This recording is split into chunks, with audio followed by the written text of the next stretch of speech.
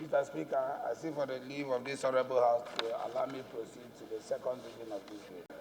Wangele Su Aninja Federal Constituency of Imo State. Mr. Speaker, the bill I have to amend the Economic and Financial Crime Commission Act 2004 is all about an area of 4 amendments that we want to achieve.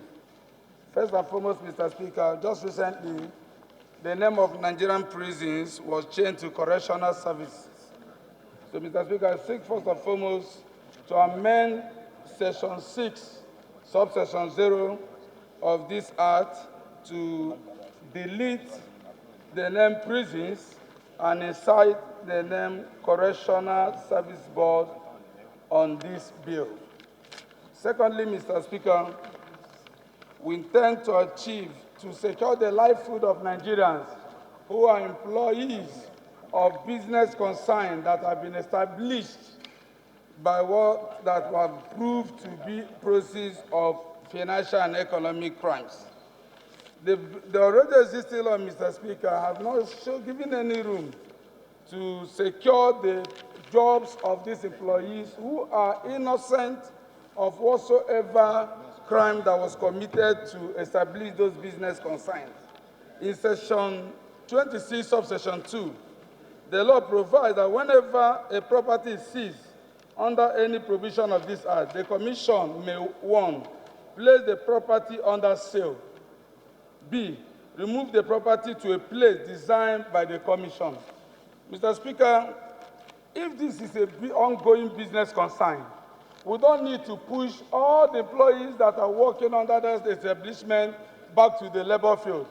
Most of them must have resigned their previous jobs to go into this business, or some of them must have stayed at home for a very long time before they secured this business or this job opportunity.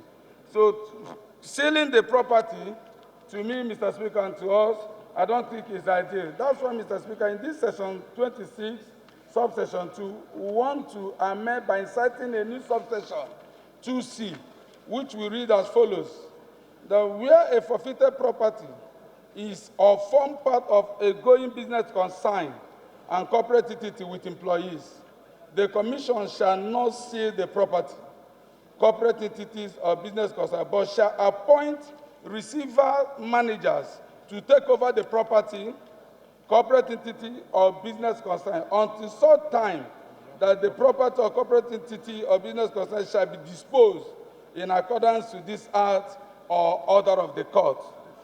Mr. Speaker, the receivers managers appointed pursuant to this subsection shall be persons of high integrity, and they shall be accountable to the Commission. The third amendment we intend to achieve is, Mr. Speaker, that where states or local governments who are victims of financial and economic crimes shall benefit from the proceeds of recovered funds or properties of that state. It's wrong, Mr. Speaker, that any property or funds that are recovered will be paid directly to a consolidated account of the Federation when it is known that the crime or property that was involved belongs to either the state or the local government. Right, Honorable Speaker, recently EFCC actually returned about 263 million belonging to Kwara State government, but that we must formalize. It will not be done out of favor. If you watch the Section 31, 1, 2, 3 of this Act, it have not shown any serious need to return this property. Silence, please. To the state or local government.